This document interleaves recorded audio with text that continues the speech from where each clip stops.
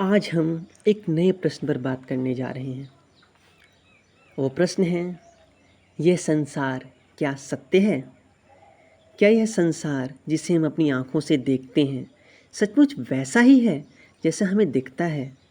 क्या वस्तुएं वास्तव में वैसी ही हैं जैसी हमारी इंद्रियां उन्हें अनुभव करती हैं?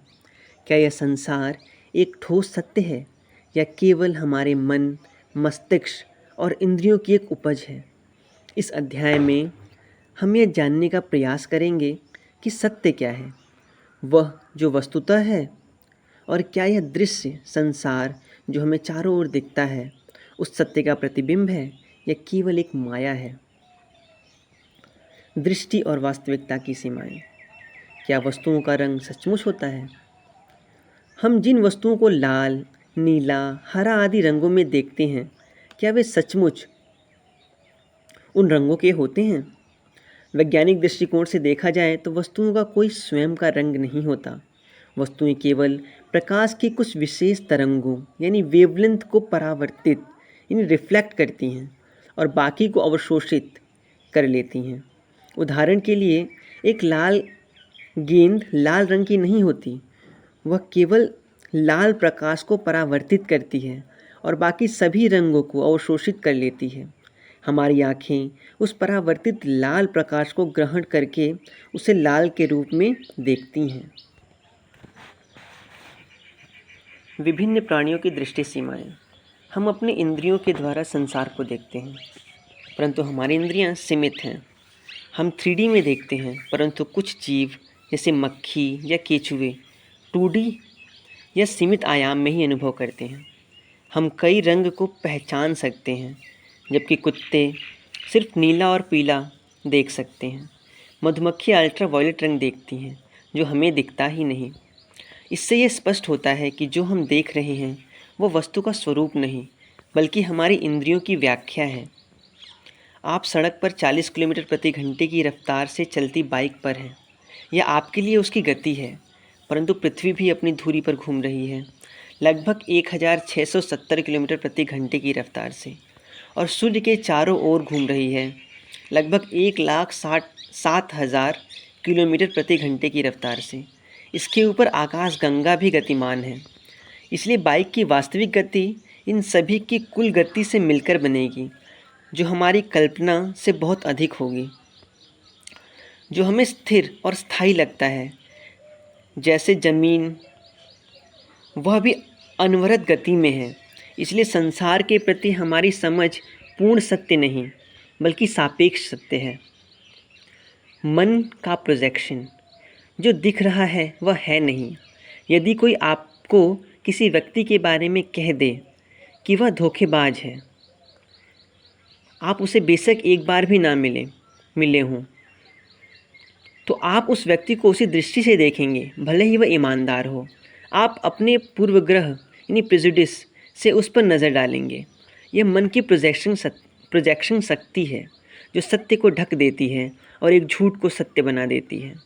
उदाहरण, आप एक शीशे को लाल रंग के चश्मे से देखेंगे। आप एक शीशे के लाल रंग के चश्मे से देखेंगे तो आपको संसार लाल दिखेगा, पर वास्तव में वह लाल नहीं है। दोष आपकी दृष्टि में है, न कि संसार में। आदि शंकराचार्य ने संसार को माया कहा, एक ऐसी शक्ति जो सत्य को छिपाकर असत्य को प्रस्तुत करती है। उनका प्रसिद्ध वाक्य है, ब्रह्म सत्यम जगत मिथ्या, जीवो ब्रह्म हैव ना परः। ब्रह्म सत्य है, जगत मिथ्या है और जीव आत्मा ब्रह्म ही है। यह मिथ्या का अर्थ है पूर्ण सत्य नहीं है। यह मिथ्या का अर्थ पूर्ण सत्य नहीं है, बल्कि अस्थायी और सापेक्ष है। आप स्वप्न में भाग रहे हो, डर रहे हो, वह सब असली लगता है जब तक आप जाग नहीं जाते। वैसे ही ये संसार भी असली लगता है, परंतु आत्मज्ञान के बाद यह स्वप्न की भांति प्रतीत होता है।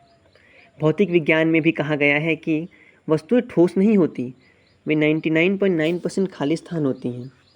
जो हमें कड़ा लगता है वह वास्तव में अणुओं के बीच इलेक्ट्रॉन रिपल्सन होता है। हम रियलिटी को जैसा देखते हैं वह ब्रेन कंस्ट्रक्टेड मॉडल है। मस्तिष्क इंद्रियों से मिली जानकारी को एकत्र करता है। संसाधित करता है और फिर हमें एक दृश्य संसार प्रस्तुत करता है। इसका अर्थ यह है कि संसार का जो अनुभव हमें हो रहा है वह बाहरी नहीं, आंतरिक है, हमारे मस्तिष्क द्वारा निर्मित है। हर व्यक्ति का संसार अलग होता है क्योंकि उसका मन, उसकी स्मृतियाँ, संस्कार, अनुभव अलग है। एक बच्चा जब पहली बार स्कूल जाता है और शिक्षक डांटता है तो वह स्कूल को भय का स्थान मान लेता है, जबकि वही कोई दूसरा बच्चा उसे ज्ञान का स्थान मानता है। एक ही वस्तु जैसे अंधेरा किसी के लिए शांति तो किसी के लिए डर। इसलिए संसार का अनुभव मन पर आधारित होता है। क्वांटम सिद्धांत कहता है कि जब इलेक्ट्रॉन को देखो तो पदार्थ यानी पार्टिकल की तरह क्रिया करता है और ना देखो तो वेव तरंग की तरह क्रिया करता है।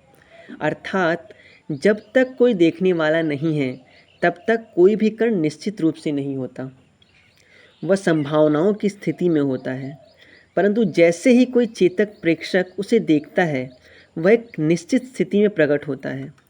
इससे यह संकेत मिलता है कि चेतना ही यथार्थ को रचती है। वस्तुएं जब तक एक भ्रम है यानी प्रोबेबिलिटी होती हैं तब तक उन्हें कोई देख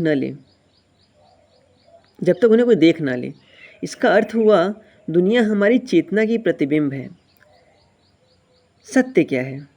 वह जो बदलता नहीं, जो देखे जाने पर भी बदले नहीं, जिसे देखने के लिए कोई इंद्रिय नहीं चाहिए, वही असली सत्य है।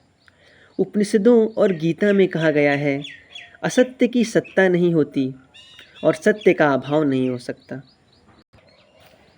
इसका अर्थ यह है कि यह बदलने वाला संसार असत्य है और जो अपरिवर्तनीय है वह आत्मा, वह ब्रह्म, वही सत्य है। इस संसार को देखकर जो सत्य हम मानते हैं वो हमारी दृष्टि, समझ और कंडीशनिंग का परिणाम है। सत्य तब प्रकट होता है जब यह सब हट जाए, जैसे सूर्य बादलों के हटने पर दिखता है। जैसे ही मन पूर्ण शांत हो जाता है, कंप्लीट साइलेंस, और कंप्लीटली स्टिल हो जाता है, सत्य अपने आप प्रदर्शित हो जाता है। सत्य को ढूंढने की आवश्यकता नहीं पड़ती, बल्कि अपने पूर्वाग्रहों और अपने मन के पार जाने की आवश्यकता होती है। धन्यवाद।